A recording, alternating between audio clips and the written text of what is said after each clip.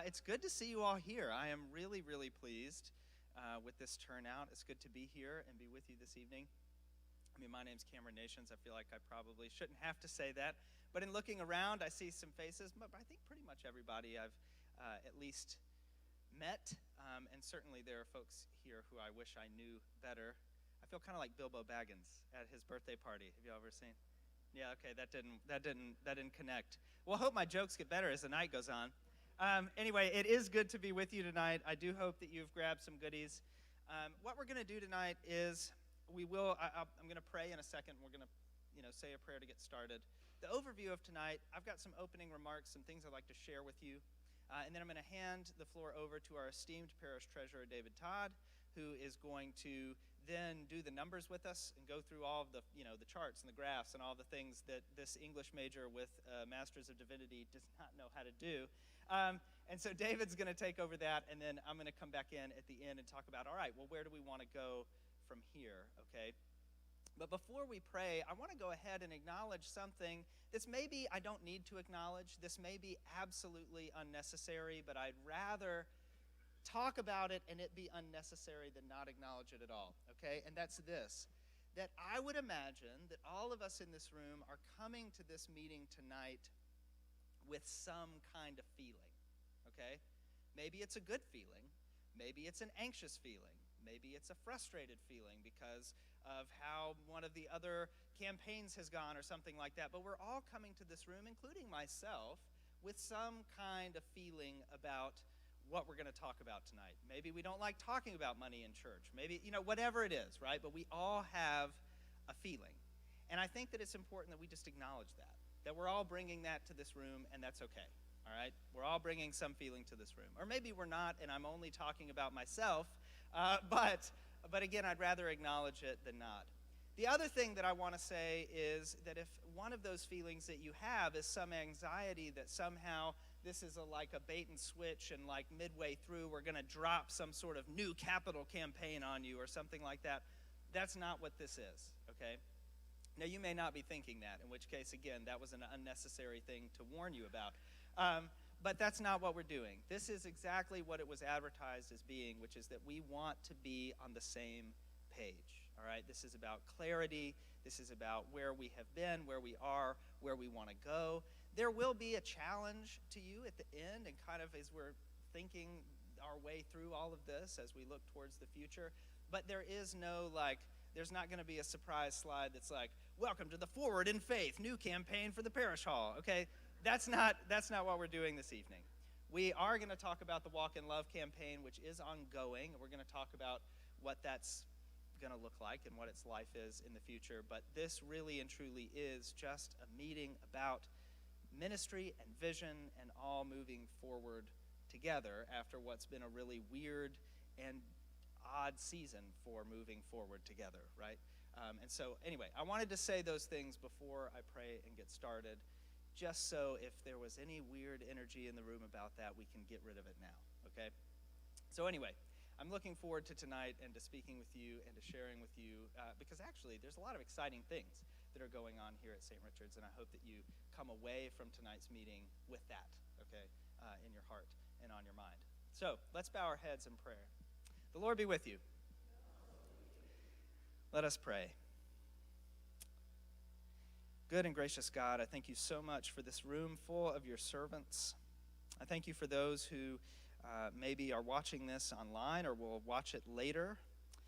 I thank you so much for the gifts and ministry that each of these people bring to your church.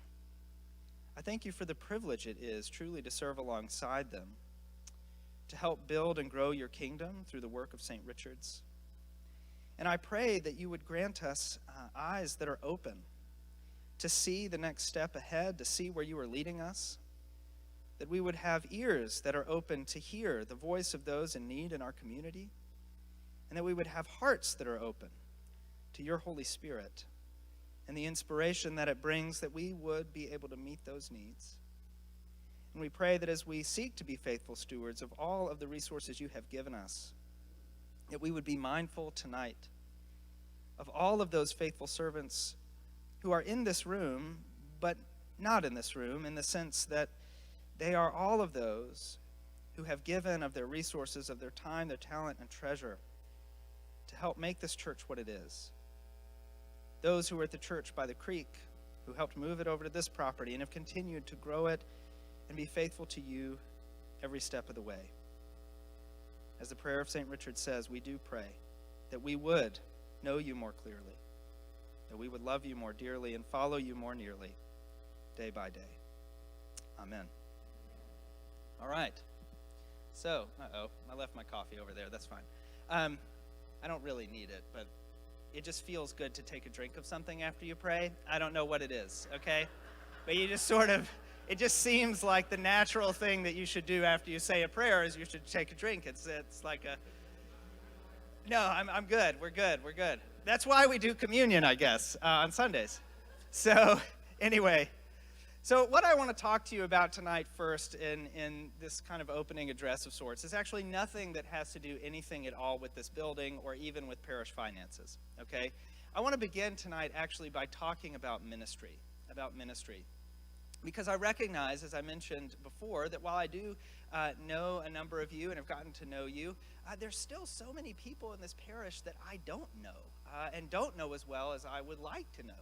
Because one of the challenges of this year is that, in normal times, this extrovert would be throwing parties all over the place. We would be going to dinners. I'd be cooking for you. We'd be doing barbecues. There would be, that's what I love to do, is get to know people. That's what makes ministry so deeply rich and rewarding, is each and every one of you, right, and getting to know you. And I haven't been able to do that in the way that I would like, which means you haven't gotten to know me. Now, some of you may say, like, well, we know you as well as we want to, okay? And in that case, that's fine. But you haven't really gotten to know me, and so I want to begin tonight really by sharing something that's on my heart and the way that I see all of this stuff, all that we're going to talk about tonight, but also just all of this stuff that we're about in general, week in and week out, day in and day out in the life of the parish. And so that's what I want to do, is talk about ministry. So believe it or not, I have now been here a year and like a month, which seems really bizarre. On the one hand, that seems like I got here last week, and on the other hand, this year has seemed like it just never ends. You know what I mean? It's just in perpetuity. We're in this like weird zone in terms of the way that time works. But I've been here a year and a month, and I did the calculations. It's a year and 8 or 9 months in between there since a group of search committee members from St. Richard's flew to Birmingham, Alabama to come and spend a weekend with me and spy on me and my church there, okay? And it was a great weekend. Carly and I, at the time, were in a place in our ministry. We loved living in Birmingham. We loved our church. And we were doing good work there. But the things that I had come into that parish to do, it was just in a natural place where either it was time for a transition or we needed to be committed to staying there for another season, right, and doing something new. And so we had been a part of a couple of other processes at the time, and they were wonderful parishes, but none of them connected like we connected with the members of the search committee from St. Richard's. We just loved spending time together. It was natural. We laughed a lot. There was, I don't know, you seemed like my kind of people, right? And that was really important to us because, as I mentioned, the parish is the people. And so you got to go somewhere where you love the people, right? And which is one of the things that's made this year so difficult. But anyway, okay. So they came and visited. Now, that is actually kind of irrelevant to what I wanted to talk about, which is that in Episcopal search processes, there is this awful thing. I think it's probably, well, I shouldn't say that because there were probably some very faithful people who helped create it. So I'm not going to say what I was going to say. I'm just going to say it's not the most helpful tool, but there's this thing called the OTM portfolio, the Office of Transition Ministry Portfolio, okay? Now, the Office of Transition Ministry is this national office. Every diocese has its own transition office, whatever, right? But the Office of Transition Ministry has this thing called the OTM portfolio, and it's kind of like the Episcopal Church's version of like a knockoff LinkedIn, okay? And it does not work at all. Like, it is horrible. It has a propensity to delete responses as you're typing them, which is amazing. It's wonderful. And it is unfortunately like the way that parishes look at clergy. Like every clergy person has an OTM portfolio profile, and all search committees have to have this. It's like when you pull off the, I see some knowing nods from Linda back there, like, I know, oh my God, the OTM portfolio. So, but it's bad, and you get this big stack of PDFs for each candidate, and it's got everything from like resume information to, I don't know, like links to sermons and stuff like that, right? But one of the things that it also has is this section of essay questions. And one of the questions on there that members of your search committee had to look at and read, bless them, was about how, I can't remember, I put it in my notes. My notes are so far away. Are they? No, they're not. They're right here, unlike my coffee cup. So just so I don't misquote the question is, it's question number 3, by the way, on the OTM portfolio. It says, how do you practice incorporating others in ministry? How do you practice incorporating others in ministry? Now, here's the thing, right? That question seems pretty innocuous, and it is. And honestly, the impulse behind it is not a bad one, right? Because as a search committee, you want to know what a potential priest in your church is going to think about including others in ministry, right? But I think about that question a lot, and it's one of the questions that sticks with me because I actually think the fundamental assumption underneath it is absolutely backwards. It's absolutely backwards. And not only is it backwards, but it actually, I think, runs counter to the theology of baptism that we find in our own prayer book. And what I mean by that is ministry is not something, contrary to what I think sometimes is unfortunately happens in parishes, ministry is not something that I do or that Mother Kelly does or that Spencer does, and we're so graciously including you in it, right? That's not at all, yeah, you're like, yeah, right, it is definitely not that. Okay, right? Like, we do not do ministry for you and then include you in it. You do ministry, and we are simply privileged to be included in your ministry. That is actually the theology of our prayer book, that you are the ones who do ministry, and we simply come alongside you with specific roles, right? I mean, as a member of the clergy, as a priest, I have certain roles that the prayer book says I'm to perform. They're vows, actually, I take when I was ordained, that I'm going to preach, I'm going to teach, I'm going to administer the sacraments, I'm going to offer pastoral care, right? Those are things that priests do, but that is not ministry, and then there's like, I don't know, whatever else. You know what I mean? That's not how it works. Priests have a specific role to play in the body of Christ, but we are not somehow the body of Christ and then just sort of pulling you along behind, right? And I think that question, as innocent and as well-intended as it may be, that question gets it backwards. Even how priests are chosen, right? Which I'm not even sure that's the right word. Discerned, how priests happen. I didn't come out of the womb wearing this weird shirt, right? That would be very bizarre. I did not do that, right? But as a member of the church, I felt some nudging by the Holy Spirit, which for some bizarre reason I still don't understand. This wonderful community of Christians in Champaign, Illinois at Emmanuel Memorial Episcopal Church saw in me also and said, you know what, this guy is basically like a 5-year-old, but you know what? We're going to support him in ministry, okay? And they raised me up and did support me in ministry. And I was ordained to the diaconate there. Carly and I got married at that church. I didn't just happen as a priest. You raise up priests, right? That's what I mean about that question is backwards. It's backwards. And deacons. We always forget deacons. Bless their hearts. Deacons are valid orders of ministry also, okay? But they are raised up from the church. That's why in the catechism of our prayer book, I'm getting to preaching. I need to David's going to do the number presentation. But in the catechism of our prayer book, laity is listed as the first order of ministry. And it's not as like some charity to you guys. It's because you are the first order of ministry, without whom none of the other orders exist, okay?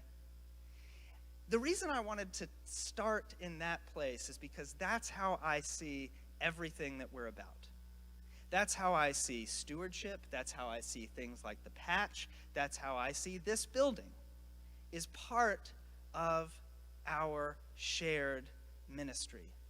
And every resource we have, from a person with a skill to our dollars that are in the bank account, to our buildings and our physical plant, which is a huge resource. All of those are resources in service of our ministry and the spread of the gospel in our community and beyond. That's what we're about. And so that's what I meant when I said in my announcements, this meeting is really about so much more than just where we are on the parish hall, though that's really important and we got to talk about it. But I want y'all to know where my heart is in this. That we are not simply some sort of nonprofit organization or charitable organization which is raising money to cover costs, though we do have costs we have to cover.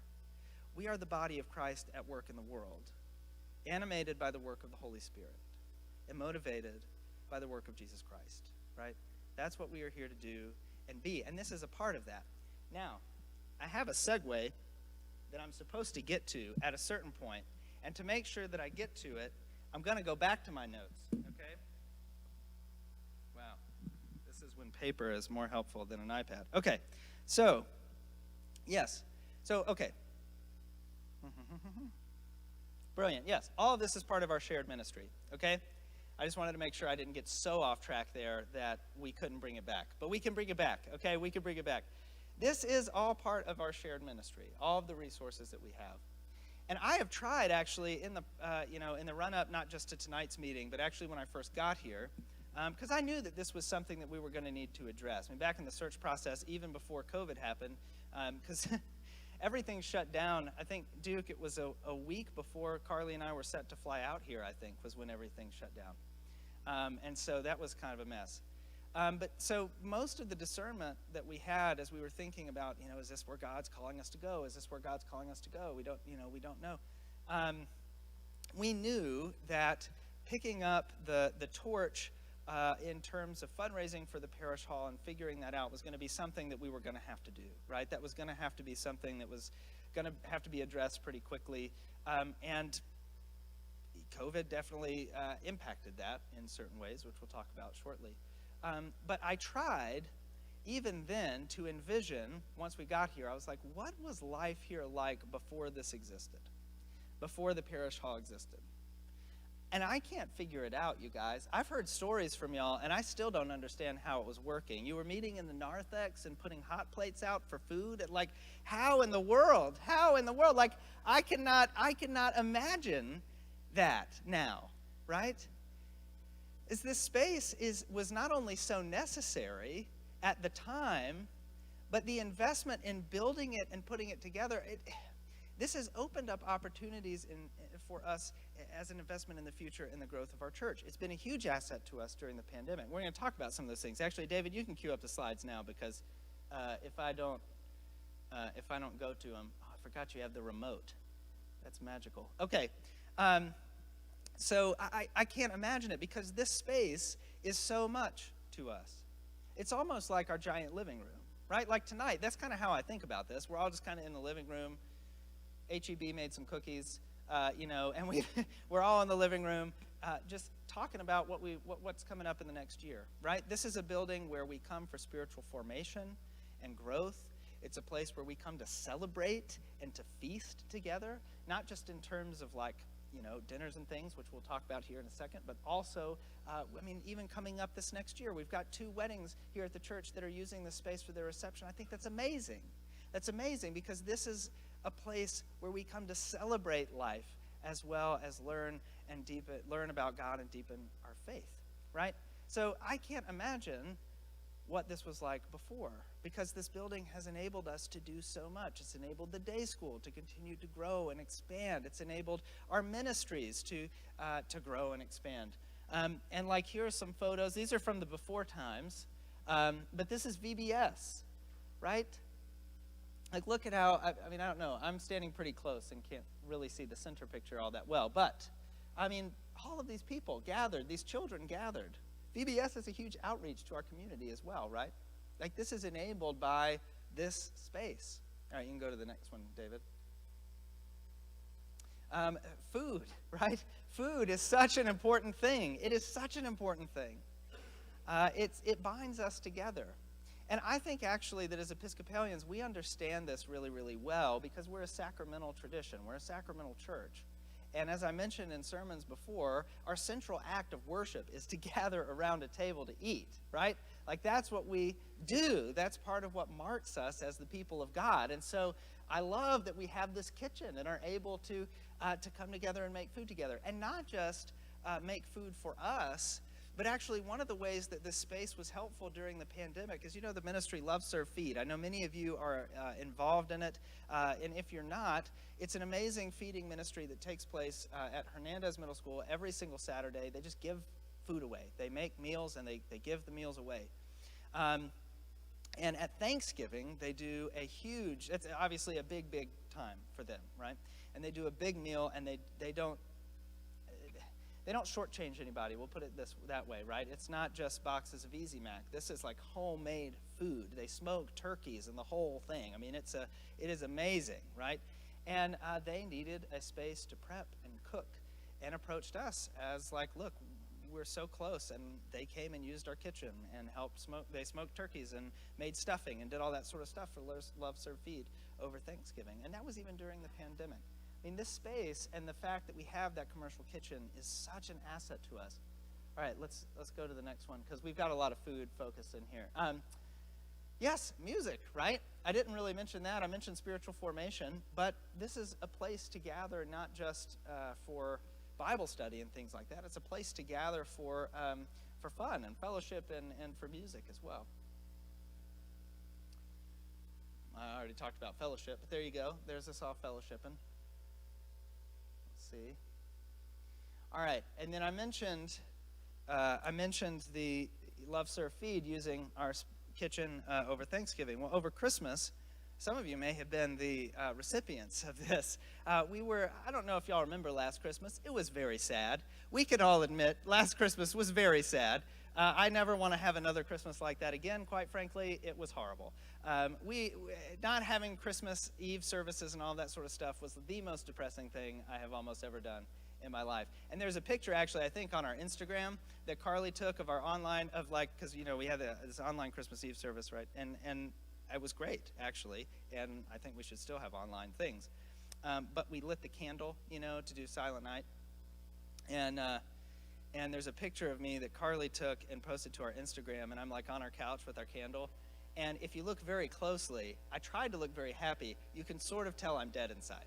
Okay, I'm like holding this candle and like, this is fun. It's okay. I'm not really sad that we're not doing this at church. It was not great. So we were like, what do? We have to bring some Christmas cheer, right? We're the people of God. We're resurrection people. That doesn't mean that we don't feel sadness, but it does mean that we should always be people of joy. So how do we bring joy, right? When we're celebrating the incarnation of God. That's kind of a time we should be pretty joyful. Well, it just so happens that we've got like some incredible chefs in the parish. I don't know if you know that. We have incredible chefs in the parish. And we have this great kitchen. So I said, it would be kind of fun. Like, let's cook a bunch of cookies, bake a bunch of cookies. You don't really cook cookies, but they're called cookies. You should cook cookies, shouldn't you? Bake a bunch of cookies. Let's package them up, and let's go and deliver them. And so we did that. And there are, as you can tell, well, you can't really quite see because they're in the background there, but there's 2 full tables of these. There were like hundreds of these little to-go containers of cookies that we went and delivered out, and it was very fun, very, very fun to go and deliver cookies. It was so much fun that we're going to do that again this year, but not be as sad, okay, as we're doing it. We're going to do that again this year and deliver cookies for folks. But that was a way that this space enabled us to stay connected during a time when we were, at that time, 100% online. There was no gathering in person really happening at that time. Okay, next slide. And then this one, this is a recent one. These are some photos of the recent Italian dinner, which was done in September, mid-September. It was amazing. It was awesome for those of you I know. I see a few of you who were at it, who are here in this room, and I'm so looking forward to doing more of these. Kathy and Mary have talked about other themes we could do, French food or whatever. I can't wait. I think it's going to be good. But again, this is a way that we can continue to regather again and come back together, get to know one another again. All right. So, as I mentioned, and I'm going to make sure that I get my segue right by pulling this out of my notes. Okay, so as I mentioned, right, this is part of the ministry that we all share. This is part of the ministry that we all share. The space enables us to do so much. And the thing about spaces like this one is there's kind of this is going to sound really hokey, but we're just going to go with this, okay? Follow me. There are two moments of vision when you embark on a building campaign, in my experience. There is the first, which is the initial, like, we need what we need, right? So y'all didn't have this space. You were kind of having to gather in the narthex. You're like, man, we really need a big gathering space. And so that sparks this vision for what that big gathering space could be. Okay, and so that vision turns into plans, turns into a fundraising campaign, turns into this, right? And that's the first moment of vision. But then in church building projects, there's a second moment of vision, and that comes after you've already built it, after you've started to live into it for a little while. You start to see possibilities in ministry that you never could have envisioned the first time around because you didn't have the space yet, right? You didn't know what was possible once you got the space. You didn't know how you would start to use it or what kind of ideas would spring up. And so there's that second kind of, again, it's a little hokey sounding, but there's that second time of vision after you have built the project and started to live into it a little bit. And that's really, I think, where we find ourselves right now in terms of what it means to have a shared ministry and to be embarking on this next chapter as we're coming into a different phase where, we're coming out of the pandemic, Lord willing, even though COVID will always be with us, but hopefully in a way more manageable sense. And so now is the time really for us to be mindful and open and listening to the Holy Spirit to see, what is our vision and possibility that lies on the horizon? How can we use this space and all of our spaces and resources in ways that maybe we wouldn't have thought about before, but now make so much sense to us, right? And I think that's actually one of the bizarre graces of the pandemic, is that it forced us in a very short amount of time to rapidly change in a way that ordinarily we wouldn't have done. We would have looked at having to upgrade equipment and do online stuff as like, well, why do we need to do that in the before times, right? And there may be not much of a need for it in the before times, so we thought, except that during the pandemic, we have actually continued to add. Every week in my box in there, I get about 3 or 4 connections cards a Sunday. And many of those folks have found us first online. And that's ministry we weren't doing before. But now that we have started to do it, we see the capability and the possibility of it, and it's opening up new avenues for us in ways we couldn't have imagined. And this building is one such resource like that. So with that, I'm going to hand the floor over to David. I know, to go through the numbers and to talk some practical things, and then we're going to come back around, and talk about where do we go from here.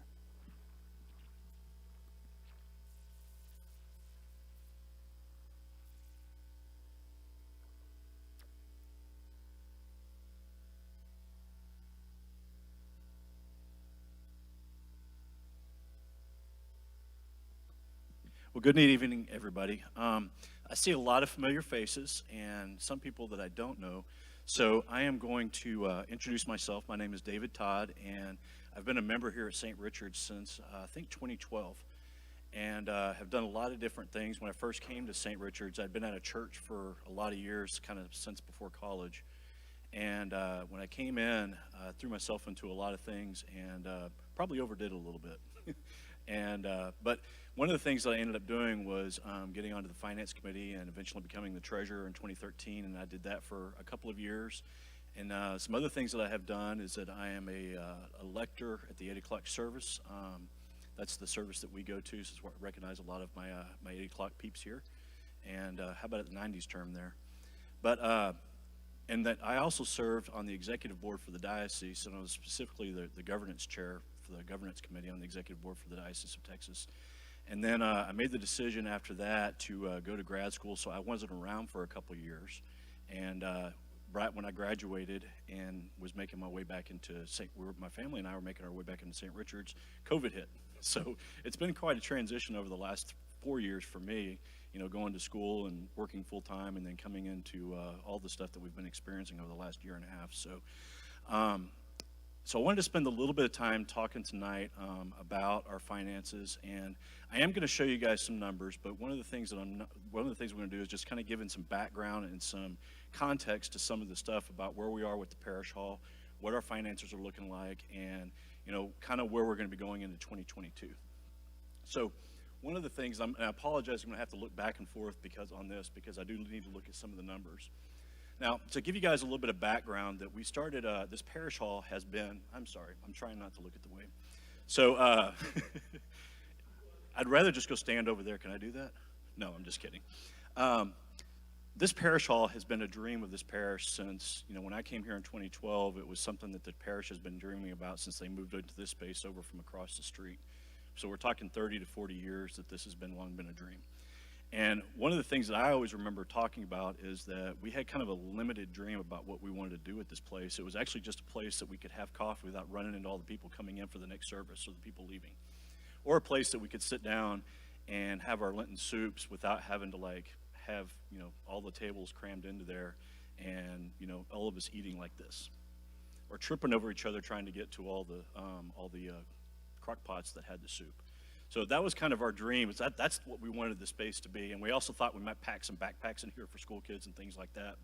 But as he showed you, look at what we've done with this place, and we haven't even scratched the surface yet of what we can do. And so that's one of the things that, we talked about we're going to talk about some numbers, but the one thing I want y'all to remember is that's the real point here, is what can we do with this space? Yes, we have to pay for it. Yes, we have to raise money to do things. But the point is that that's just a minor part of it.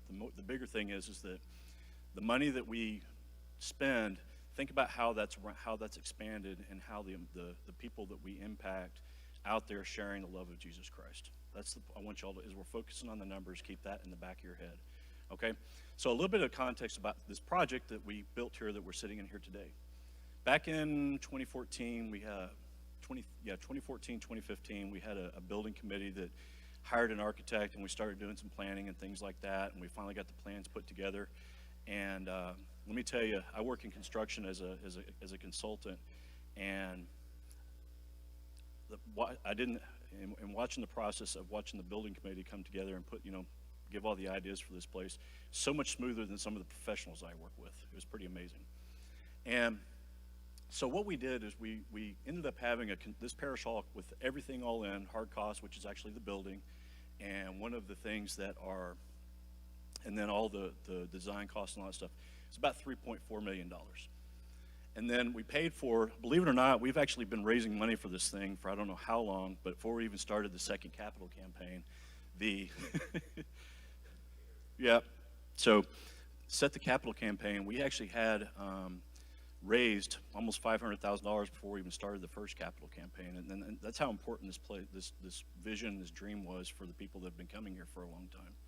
So we built the parish hall with about $700,000 in cash, and then we did $2.7 million in financing, and we did that with two different loans. One came from our bank, First Texas Bank, who gave us a 4% loan for 20 years, and then we also the Episcopal Church has a foundation associated with it called the Crump Foundation.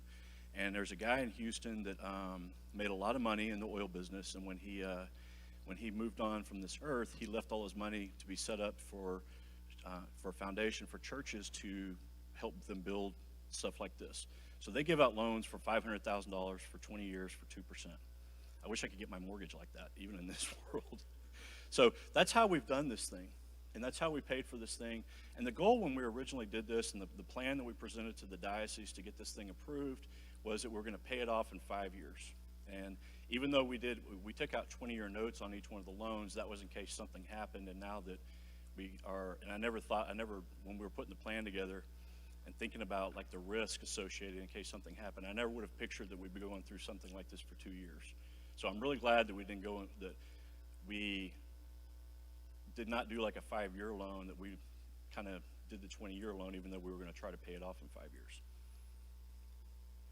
So here's how we originally started off with, $2.7 million in debt, and we started paying on that debt in late 2014. And when COVID hit, we stopped making the accelerated payments, and I'll talk a little bit more about the giving in a minute. But since late 2017 to now, we've paid off about 47% of the debt. And so we're more than halfway done, or close to halfway done within a couple of years.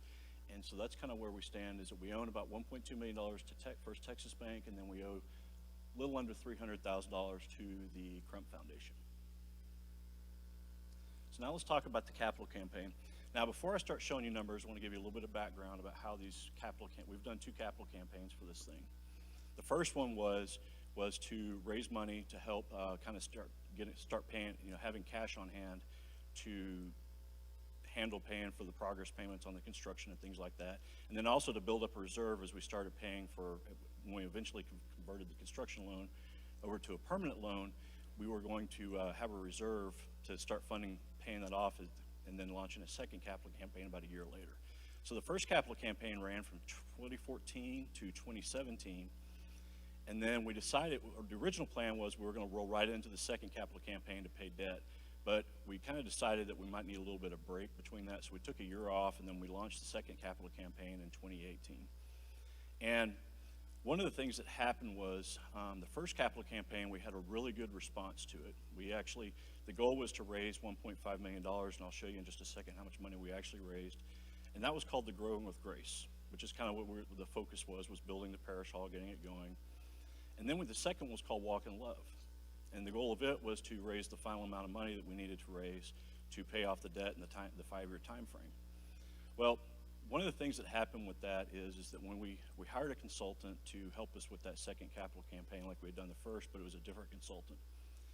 And, one of the things that came out of that capital campaign was there was kind of a mixed message that, the original plan was to pay off, even in the plan that we presented to the diocese like 5 years before to approve this thing, always contemplated that the second capital campaign was only going to be to retire debt on the parish hall.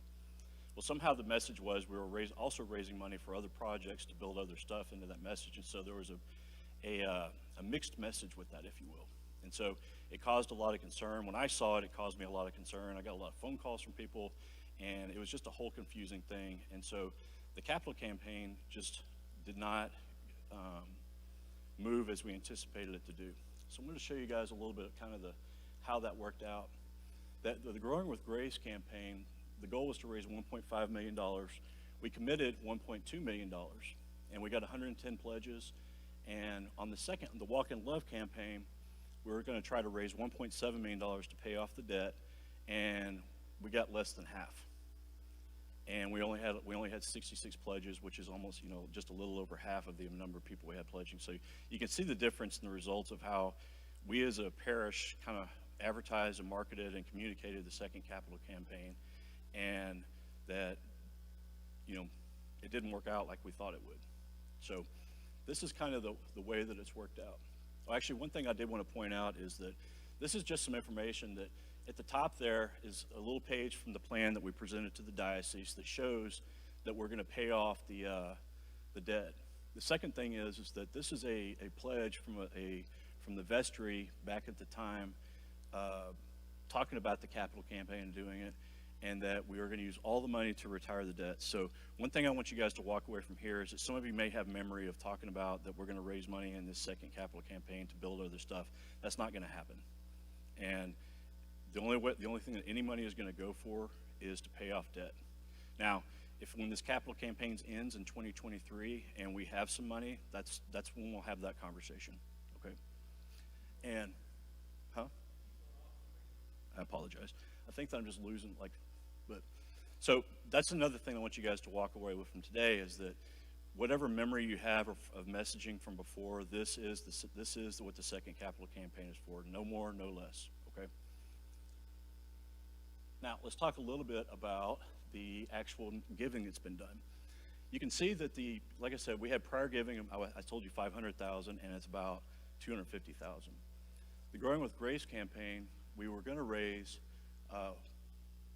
we had a total pledge, it's a little bit lower than what the number I showed you before because people move, things change, and so the pledge amount went down a little bit. But you can see that we actually got $1.5 million, which was the goal, but it's a lot more than what we originally had pledged.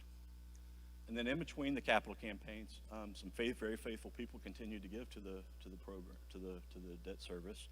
And then in the Walk in Love, you can see that we actually had pledges originally of $700,000 roughly, and it's gone down a little bit. But you can see that we have, and to date, we should have collected about $370,000, and we've collected $294,000. So thank you very much to the people that have that committed to the capital campaign and have been faithful in making the donations to it. But you can see that we're 80% of where we are, where we should be. And so what's been happening is now, we had a mixed message capital campaign launch, and then we went through this last couple of years where, for 2018 to 2019, we didn't have a rector. We were trying to figure out all that stuff, and then COVID hit, and we've been dealing with that. So we've kind of had like this, we've had a lot of big bumps in the road with the capital campaign. And, one of the questions may be is like, one thing that's interesting is that the capital campaign has been, 1 month we will collect $11,000, another month it'll be $2,000, so there's really no rhyme or reason. Some of that has to do with how people do their giving. Sometimes people give weekly, sometimes people give monthly or quarterly or annually, but there's never really been, we have never gotten the amount we have needed to pay the mortgage on the thing. And so remember I talked about that reserve that we built up in the beginning? So we've been depleting that for the last 2 years. And so I wanted to show you guys, this is kind of where, for the last year, where we have been.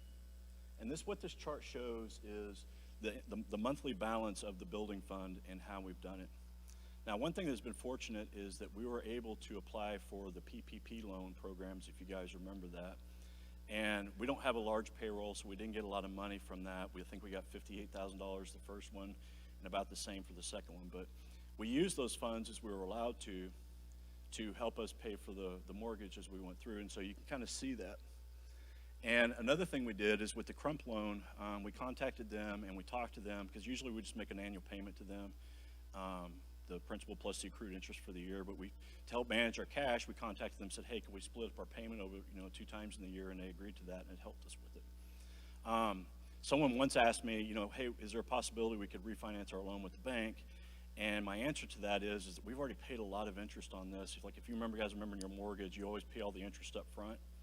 So 4%, even in today's environment for a commercial loan, we're not going to find anything better. Plus, we also would incur like the closing costs, that money that nobody really knows where it goes when you close on your house. So it's just, there's this little number there that says $12,000, but they never really tell you what it is. So we're doing okay. I mean, we've been bumping along, and it always seems that we've in 2021 we've kind of gotten down to where we don't have the reserves anymore like we wanted to. Like, we're always at the goal of maintaining having a year's worth of payments in reserve, and so we're kind of past that now. And so what's been happening is that always right about the time that we need to get money, God's delivered just the right amount. Somebody selling some stock to us, somebody doing a distribution from their Roth account, or PPP, whatever it may be. So we're just kind of hanging on with that. And we've had conversations with the diocese to let them know that what's going on. And we're actually, our church, from hearing from the diocese, we're kind of in the middle of the road. Some are better off than us as far as like having the financial resources diminish. Others are much worse off than us. So it's we're thankful that we've been able to just kind of maintain the things, but we just kind of want to bring this into everybody's attention that we need to start thinking about how we're going to pay for the parish hall. And the goal, the primary goal is to pay it off by the end of 2023 when we get to the when the second capital campaign ends. But if we just got to figure out how we're going to do that. So this is part of this program where we talk about it. Up there at the top, one last thing that I forgot to mention is that when you consider both payments, is that, and don't freak out when you hear this, because remember, this is 8,000 square feet, is that our monthly mortgage is $19,000 for both loans. And if you think about it, like I have a 1,300 square foot house and my mortgage payment is $700, so kind of put those in perspective, that it's a much bigger building. And so it's not something that, you think about like the 5 digits on that, but remember how big the space is, and then we're also talking about a large, medium-sized organization. So it's not a number that a business like of our size, So don't think about it in terms of that this is a huge number that's not insurmountable. It's just what an organization our size for building a building like this, that's what the mortgage payment would be. Now, how many people remember in the 70s and 80s when you were paying like 10% and 12% interest for your mortgage? Anybody remember that? Yeah.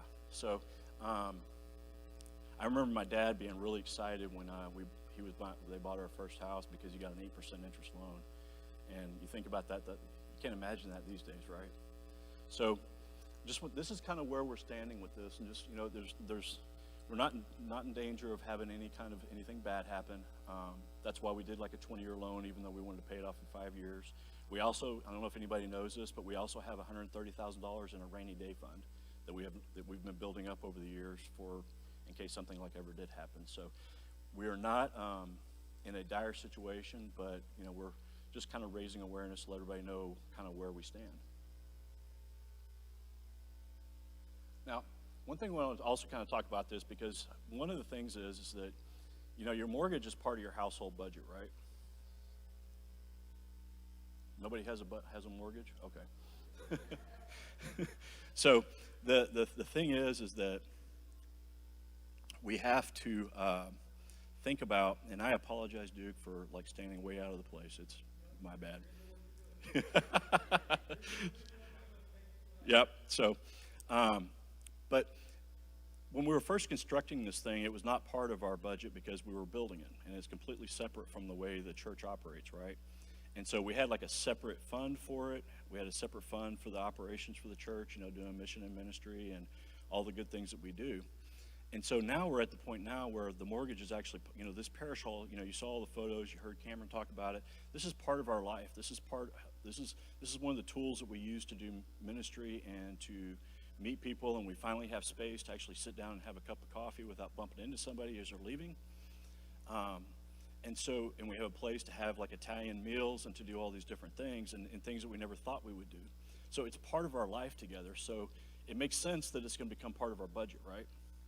So this is part of our operations now, and so the mortgage is part of the normal budget. But I wanted to share a little bit with like kind of what we call in business lingo it's called operations, but you can also call it program, mission, and ministry, and look at those things. I wanted to share how we're doing in 2021. And I work in the world of consulting, and I work on the finance and business side in the construction industry. And so I have a lot of schooling and a lot of experience in doing financial forecasts and helping businesses trying to figure out what's going to happen with their finances and things like that. And and with St. Richard's, the finance committee has always done a really good job of kind of forecasting revenue and planning expenses and making that stuff all work. And the past 2 years, I've never had anything harder to do than trying to figure out, I might as well have taken a pair of dice and just thrown them out and tried to forecast what we're going to do. So we kind of changed the way that we do budgets. We started actually preparing, in 2020 we did this, where we actually started preparing 4 budgets. We prepared like a pessimistic budget, which is kind of like the wheels are falling off and we need to figure out how we're going to keep the lights on. We figured out an optimistic budget that life is going to resume back to normal. And then we figured out a likely budget, which is kind of like a middle of the two. And then we combined those with some fancy math into like a blended estimate. And so that's kind of what these numbers are up here that you see. And so this estimate, we forecast that this year we're going to have a deficit of $51,000. And with the money that we have in reserve, we were comfortable with that. And you can kind of see in the next chart there that, we are, this year to date, we are $43,000. And then we're projecting we're going to end the year right at about $43,000. $43,000 to $47,000. So we're right in the range of our estimates. So thank you very much to the people that helped put that together. But we're not happy that we have a deficit, but at least we were accurate in forecasting what we were going to spend, because even though the revenue may go down, we have fixed costs, and the primary part of that is our people. When COVID came into play, one of the things that the finance committee and the vestry committed to was keeping our people, because Jesus is in a people business, we're in a people business, and so you have to have people to make that work, right? And so that's our primary assets, it's our primary resources. We have this parish hall, but if we don't have our staff and the volunteers and all those people that bring people in here, to connect with people, and to put on programs, the parish hall doesn't matter. And so that's one of the things that we're doing. And so when we look at, this is going to be a slide that I put together. So I went and thought about how much do we actually need to run St. Richard's and doing everything that we think of that we want to do. And this is just me taking like my experience of being around a lot of mission and ministry and being part of preparing budgets for a lot of years. But with the size that we are today and all the things that we want to do, this is really what our budget would look like. Does that scare you? No? Okay. And if we throw in the parish hall debt, we're at about a $1.1 million budget, which is actually not out of sight for a church of our size when you're comparing other churches in the diocese and looking at other churches. But this is what our budget is really going to look like for 2022. That kind of keeping in mind that we have, that there is an economic impact to the way that people give. Some people have lost jobs. Some people have, some people have gotten sick and had to, have things happen. And then we throw on top of COVID, there's regular life that happens, right? So we're always going through things. And so what we're looking at with this budget this year is we're looking at about a $600,000 budget. And that's kind of the preliminary budget, and we have to wait and see how we're getting ready to start. You guys have probably seen emails about pledging and all that good stuff. And all that's going to be happening over through November and December. But this is what we think we need to do in 2022, and that's kind of assuming that at some point we're going to be starting to get back to quote-unquote normal. And one of the you see that the biggest component of that is salary and benefits. And some of the stuff that's included in that is the fact that, the people that we have on staff have not seen any kind of increase in compensation since 2019. And so that's one thing that we feel like we need to do is to, somewhere in a range of, plus or minus a couple of percent, like around 5%, or depending on how things are going to work out. But, everything's getting more expensive. And so we need to make sure that we are taking care of the great people that we have. Mother Kelly, Spencer, Cameron, we're still trying to figure you out. But I'm just kidding. But everybody has done such an amazing job, and think about the things that they did during COVID that, we had to throw out the traditional model that we had of coming together on Sunday on church, having Bible study on Wednesday nights, and they had to figure out a whole new way to get out and connect with people, putting cookies out, getting on the phone and talking to people, and all the different things. And as a little side note, one of the best parts about being treasurer is that you get to see behind what everybody's doing. You get to see what the whole church is doing and all the different aspects of the ministry going on. And so, you get to see that people are planning to cook this. You see that people are getting ready to want to go and prepare cookies for somebody, or they're wanting to teach a class because that's what God's put on their heart. So that's the best part about this for me. Somebody once accused me of being an accountant, and I hate numbers, like the way that you might think about them like dollars and cents, because that's not the point of what I think about. Like when I go and talk to my clients and things like that, the budget's supposed to tell a story. The story it's part of the story of like what we want to do as an organization. What do we want to do? Go out and spread the call of Jesus Christ. And so the $600,000 number up there, and more importantly, the $404,000 up there, is how we want to do that. And we want to make sure that we try to help out. We help out our staff, because everything has gotten more expensive, but just making sure that we keep them, because I think that we have top talent. And, that's one of the things as an organization you always want to do. And so we want to make sure, we're not giving anybody a 30% raise or anything like that. We might issue some stock to Cameron as a bonus, but it's not really worth anything, sorry. But, yeah, we'll give you a free pumpkin. How about that? Yeah. Sure. This one? Yep. Right. Okay, so this is to backtrack. This is what our budget should be. Like, this is what to really do. Like, if you put together the completeness of what our church wants to do as far as like mission and ministry and doing things, in order to fully fund that we don't have to make a choice between this program, that program, or doing this or doing that. That's what our budget should look like. Okay, So this is kind of like the dream, if you will, okay? Or the ideal budget. This would allow us to do every single thing that we wanted to have to do. And as a treasurer, I would never have to say no. This is the reality of the world. This is our 22-22 budget that reflects the reality that we have constrained resources and we have choices we have to make, okay? Okay.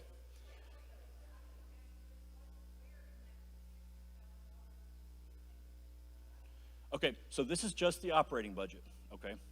So, well, what I'm saying, operation. So we have an operating budget, but I wanted to present because to keep it simpler. So we have to, regardless of whatever this budget looks like, we have to pay $213,000.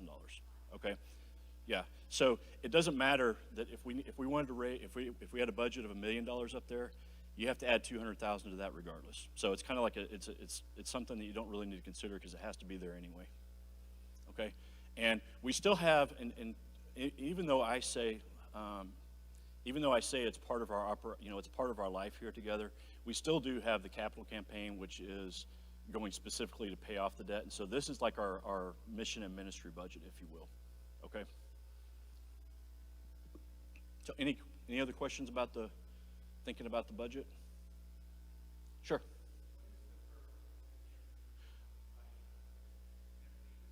This one?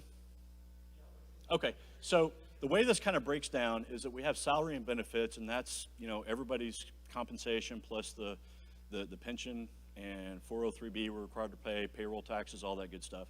And that's $400,000 of the $604,000 budget. Then we have property and building, and that's maintenance, paying for the water, utilities, all that good stuff. It's $71,000. Okay, so the big circle is $400,000. Okay, I'm kind of going in order around this way. Thank you.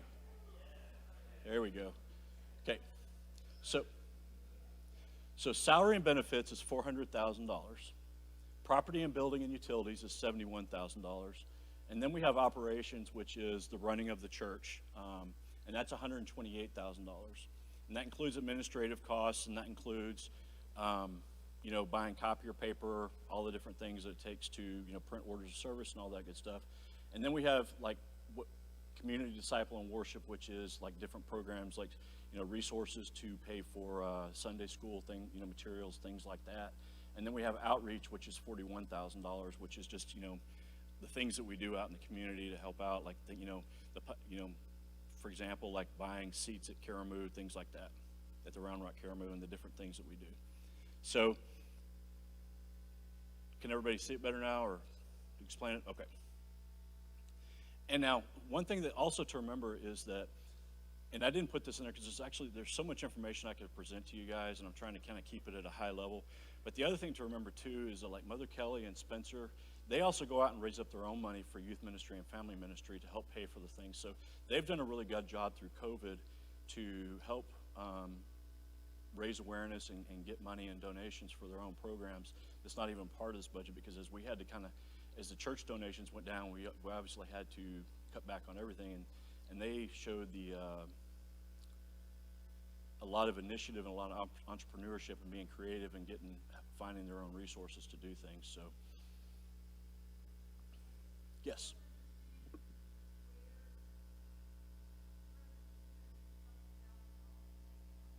Okay. Okay. So that's that's a really good question. So we have, remember I told you we have that second capital campaign that we have money coming in for. Remember I said that, on 1 month we might get $11,000 in, and on another month we might get $2,000 in. So this year we're probably going to collect somewhere around between $120,000 to $130,000, and the annual mortgage is $213,000. So we've only collected about half of what we need. So we spent a lot of time before we actually started construction and before all that time building up reserves to have a contingency in case something like this happened. I couldn't have ever told you that we would have a virus like this, but it never hurts to have like the money built up. So we've been living on our savings, if you will, okay? And so the other thing that we're doing too is we are getting really creative with working with the diocese on getting grants for mission and ministry. How many of y'all remember Theology Live that we did several years ago? Now, we did that with we got $50,000 grant from the diocese to do that. And we did some other stuff with that money, but that's also things that we're looking at doing, is getting grants for doing some programming and stuff like that, so we can free up other money to help pay the budget. So there's lots of things that we're doing to try and plug the hole until we can get the giving to go back up. Okay?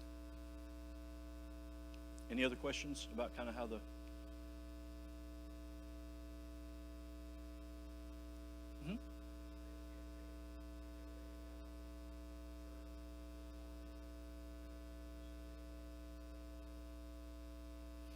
Right now, we're kind of in a fuzzy place about that, because I would ideally like to have it just be all one number. But the thing is that we also have people that are giving to the that has, we have those 66 people that pledged to the capital campaign way back when, and so we have to kind of keep them separate, because we, as a church, we have to, like when people give to, if you want to give to youth ministry and that's what you specify it for, we have to use it for youth ministry. So if people give to pay off the parish hall debt, that's what we have to spend the money on. So they're together and they're part of our life together, but the money has to be kind of kept separately in separate accounts, if you will, so that we can make sure that the money goes where people want it to go inside the church. Sure, absolutely. Sure. Any other questions?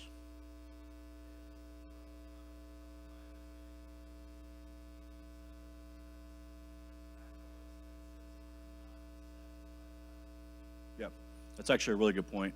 The other reason why we do, and I'll say this, we do this thing called fund accounting, where we keep like everything in different buckets or baskets, if you will. The diocese, on our diocesan assessment, is only what we collect for what they consider general operations, which is like the pledging and what we collect on Sundays. If we mixed in the capital campaign giving, we would be assessed on that as well. So we're allowed to keep that capital expenses out of that, so it doesn't count toward our assessment to the diocese. Yes?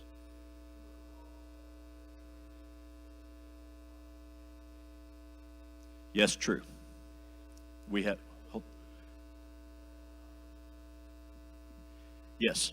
So one of the things that we are doing, he was asking about whether we're entering into getting ready to start our season with the traditional general operating fund pledge that we've all known to come to know and love, and that the debt and the capital campaign associated with that is not going to be part of that. So that's where I tell you it gets a little bit. I'm going to answer that. You answer one question, I'm going to answer it, and then I'll get your second one, if that's okay. That one of the things that we're kind of in this space is that because we've had this, the way the last couple of years have been, is that this is one of the first conversations that we're having about the debt and our parish hall and all the stuff associated with that. And so we're kind of starting to see this transition where they're separate now, and we'll always account for them separately in our numbers and our accounting and things like that. But eventually you're going to start seeing where they're all merged together, and we're kind of in a transition phase of that. Okay, what's your next question?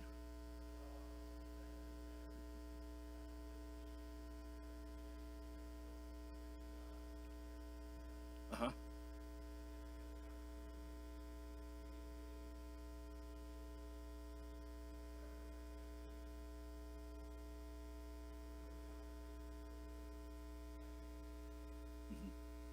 Right, and that is the point of tonight, like with my conversation with y'all, is to kind of bring back to light the parish hall and the mortgage that we have associated with it, and to remind everybody that, hey, we do have this mortgage over here, and we have this capital campaign that we're using to pay for it.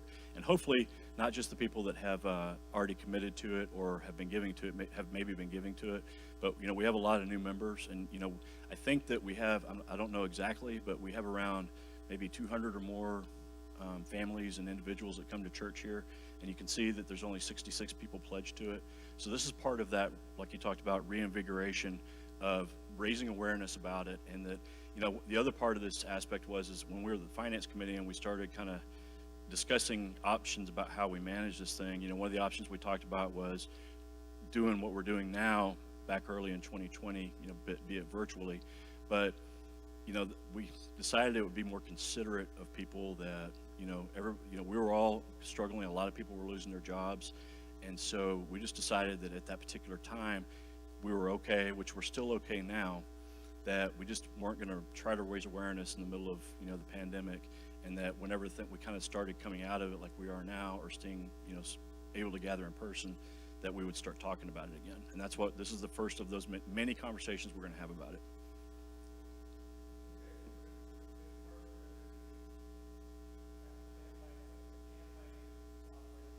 Mm-hmm.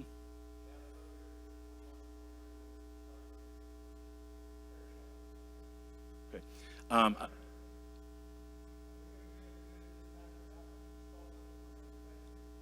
Okay. So the question is are we going to have that? We're now getting ready to go through our season of the traditional pledge to the church and how we operate. And then in a couple months, are we going to start the capital campaign again? And the third is that are we going to use a consultant again?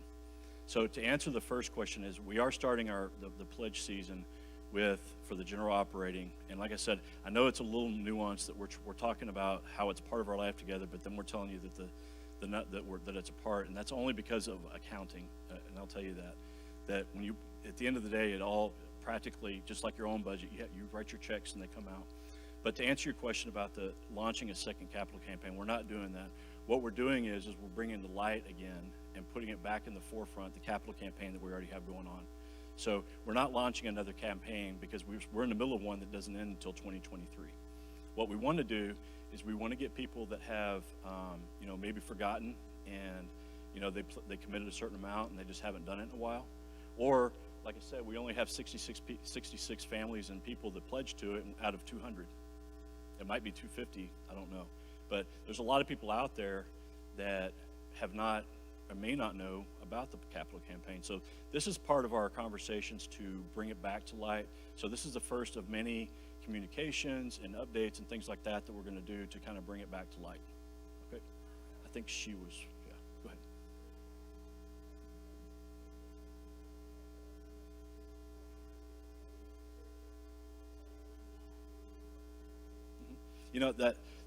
I think that, yeah, more people always brings more money. That's true. But I think that we are stuck with the guidelines that we have, either from the diocese or from a regulatory. I can't really speak to that much, but yeah. Right. Can I answer one more question and then we'll do? Go ahead.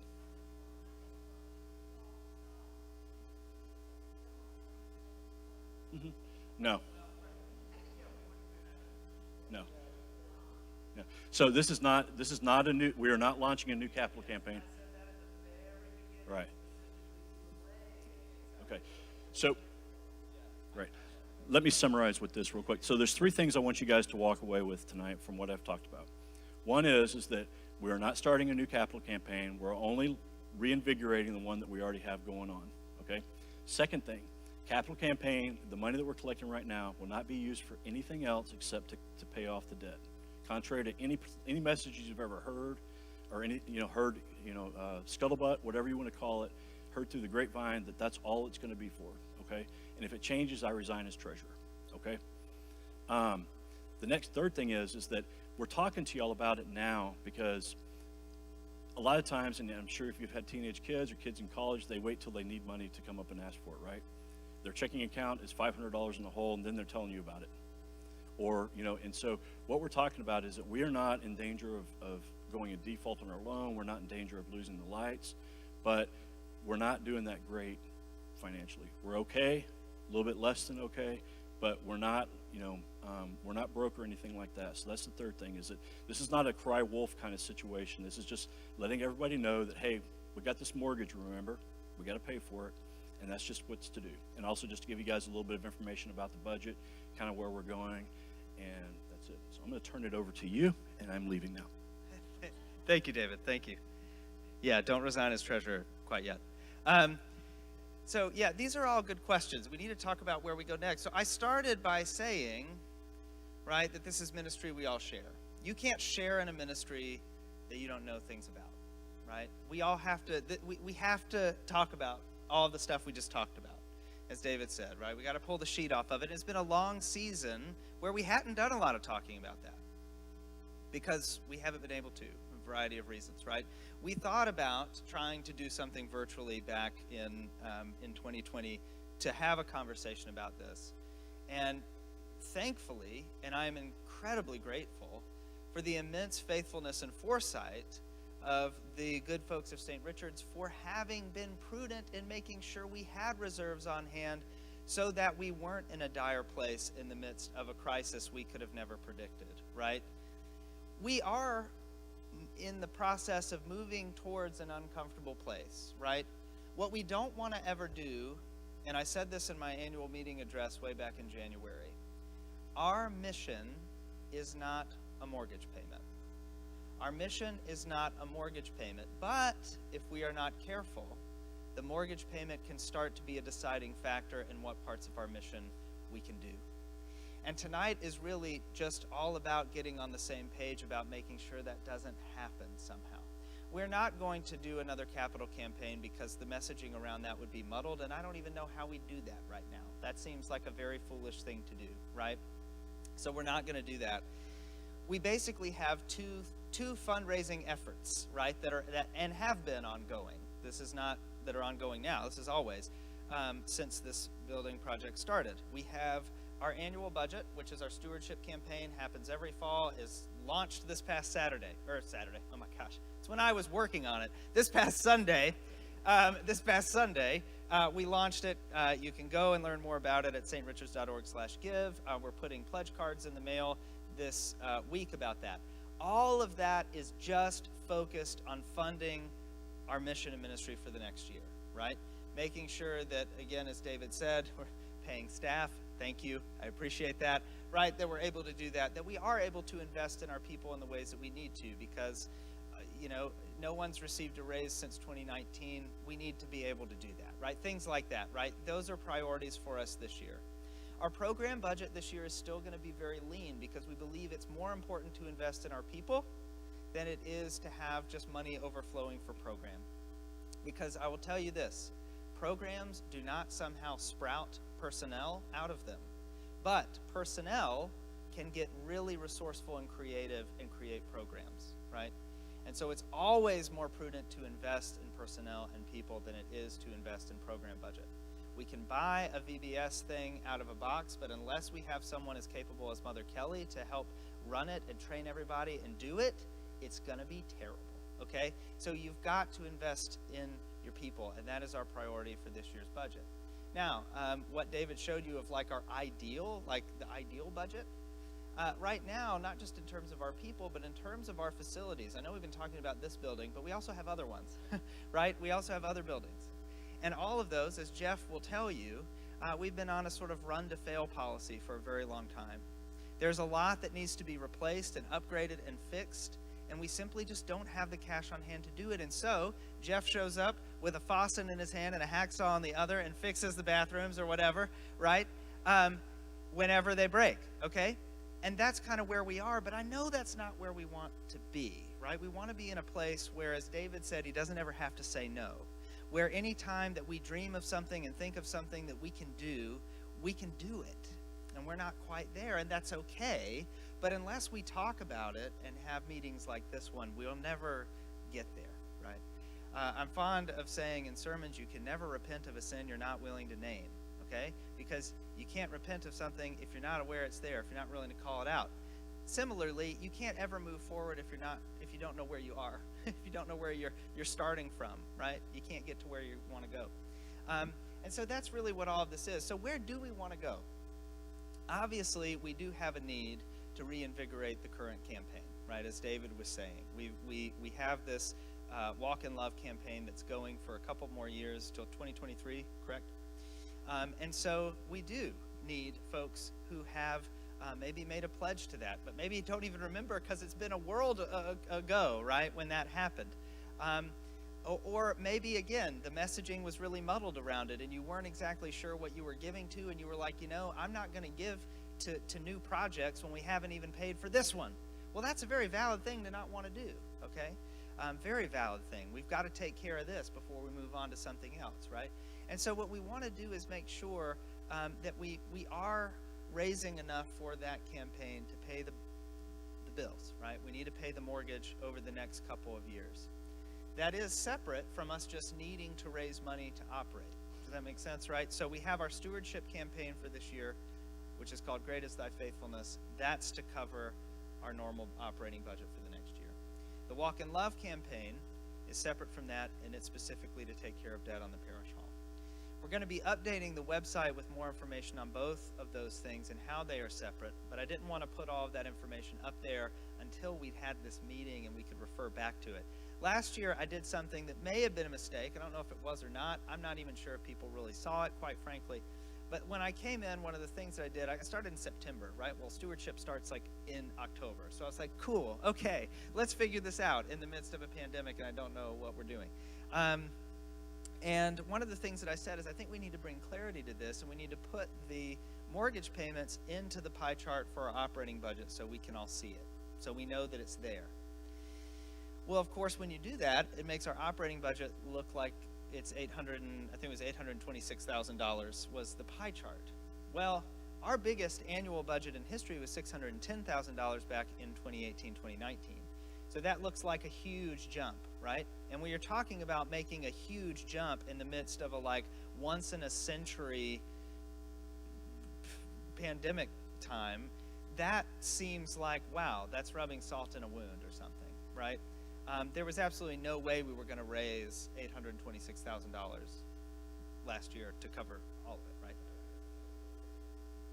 Yeah, yeah, sure, that's right. And I'm still on probation. So what we're trying to do, so there are a couple of challenges here, and this will get me, I promise I'm going to get to this, okay? There are a couple of challenges here. One of them is around communicating. It's been really difficult to figure out how to communicate effectively in a time when the easiest way to do it was to gather on Sundays and you just made announcements, okay? That covered a multitude of sins. You didn't really have to have a robust communications infrastructure because on Sundays, enough people would come together and they'd talk about things and they'd talk over coffee and make appointments and all that sort of stuff. And it just kind of all worked. You didn't have to think about, how you were going to push different things to different lists or have a database that worked for you and all that sort of stuff as much because it wasn't as crucial. Well, then the pandemic hit and we weren't able to all just get together on a Sunday and just work it all out, right?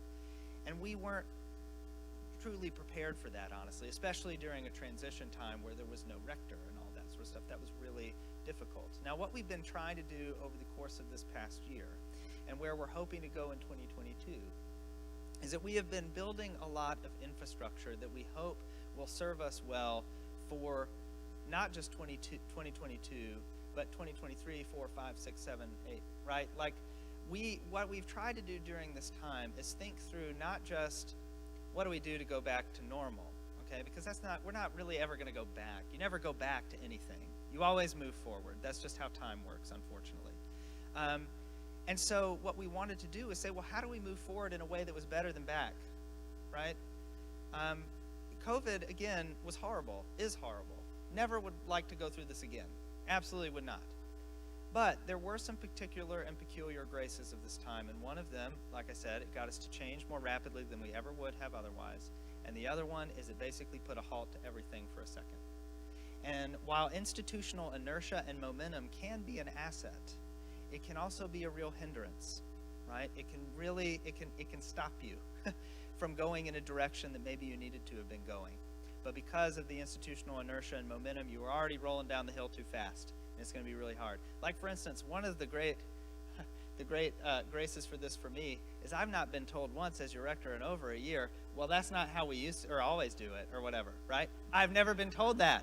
I've never been told that because you know what? None of it is like that, right? And that's always the thing in seminary. They always tell you, well, you just wait. You'll get in the congregation. They'll tell you, that's not how we do it around here. That's not how we do it always. Well, none of this has been how we always do it, right? And while on the one hand, that's a source of like sadness and frustration, on the other hand, that's a chance at a new beginning and a new start in a different way, right? And so where do we want to go? Where do we want to go? Well, we do have to address the giving, and I've already been talking about that. We do have this annual stewardship campaign. If we can make every single dollar of our budget this year, that would be huge, because we don't need to keep running such severe deficits, right? We've been doing well, and we've been making strategic investments in things like maintaining staff and that sort of thing, but we need to get back to where we're not reliant on our previous financial responsibility, right? We need to get back to where we're replenishing the reserves rather than pulling from them. And so we need to do that in terms of our operating budget. We also need to reinvigorate the Walk in Love campaign and make sure that we're able to meet our mortgage payments, at least for the next couple of years, right, until 2023, when that campaign expires, and then we can figure out what to do next. Unless one of you is just sitting on a gigantic mountain of cash that you would like to part with, we can help you with that. But otherwise, though, I think we've got to get to that point. Then the last thing I'll say is we were approached by a very, very generous individual who wanted to give a $10,000 contribution, but requested that it be a matching contribution that people give. And so one of the things that we're going to be advertising over the next couple of weeks is, especially for those who have not pledged to the Walk in Love campaign, if you pledge up to that amount, it will be matched by this donor. And hopefully that will help, again, drive some more interest and enthusiasm in raising some money for the Walk in Love campaign that'll pay for the mortgage payments on the parish hall. Yes. Not every oh gosh, it would that it was every $10,000. That would be incredible. Yes, that would be amazing. No, it's just at $10,000, but still, that's amazing and can help. Yes, will get us down the road even further. And so, and there has been a lot of really positive momentum and energy. And you're right, B, that a church's financial sheet is always a function of engagement. It always is. It's a function of engagement. There are a couple of metrics that the national church always wants to know about. They want to know about your average Sunday attendance, and they want to know about your plate and pledge. Okay, those are the two big ones. Sometimes churches can get lulled into thinking, or duped into thinking, that those are like scores on a score sheet, and that the more of each you have, the better your church is. And that's not always true. Bigger doesn't equal better. But the thing that impressed me most when I spent time with your search committee, and has only been emphasized to me in my albeit brief time with you, is that this is not a church that just wants to kind of remain the same and plateau or shrink. That's why you built this, was to not do that, right? We built ourselves to grow with our community because our community is growing. It has grown and is continuing to grow substantially. We're not a church that wants to sit on our hands. And so we need to attend to these things. Okay, the next thing, Parish-Wide Events.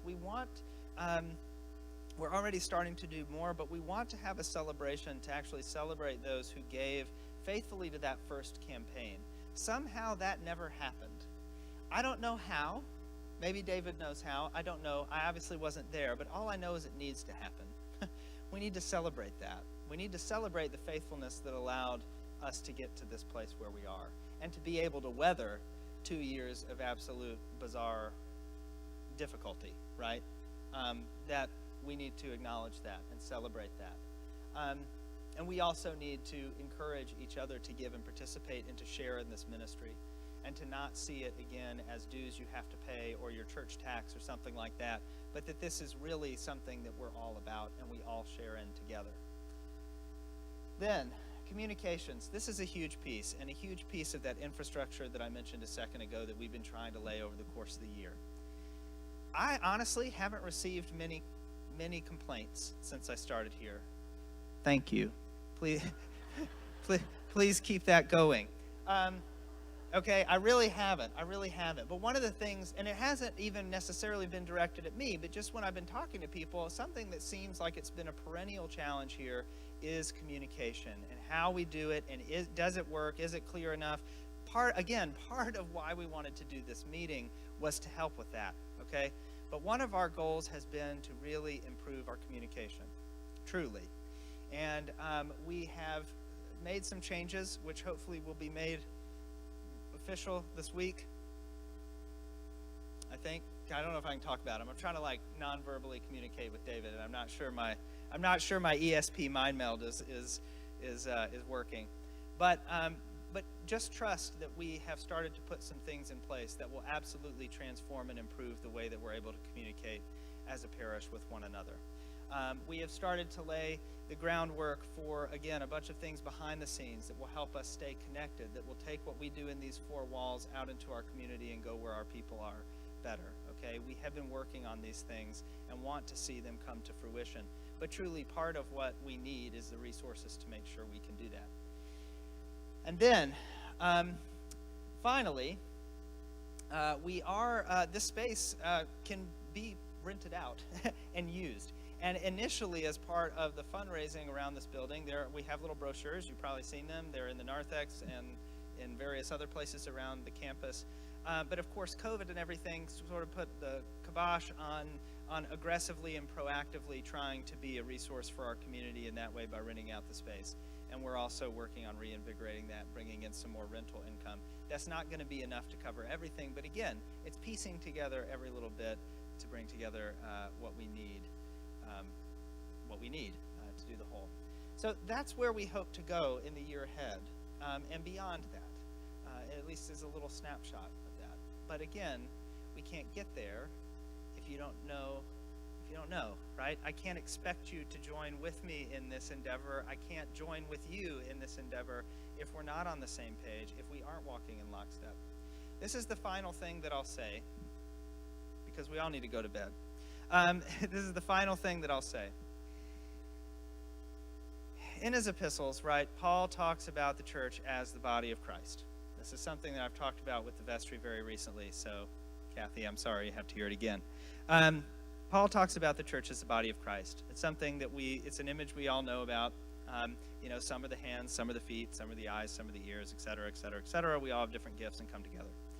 If we're not careful, though, the body of Christ, we can have one arm that's waving over here, and we can have a foot that's kind of wiggling over here, and our head can be turning around in different directions, and we're just sort of standing around looking bizarre, right?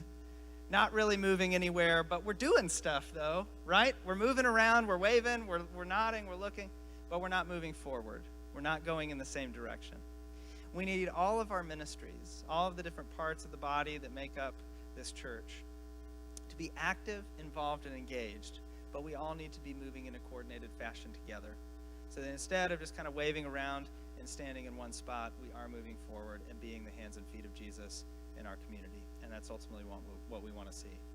So thank you so much for your time tonight. Your time is the most valuable thing that you have, and any of it that you give to your church, I want you to know that we see and appreciate, and you've given a lot of it tonight. So I'm very grateful to you for being here. This is recorded and will be posted on our YouTube page. You can come back if you... Oh, it's already there. There it is. It's already up there. Amazing technology, incredible.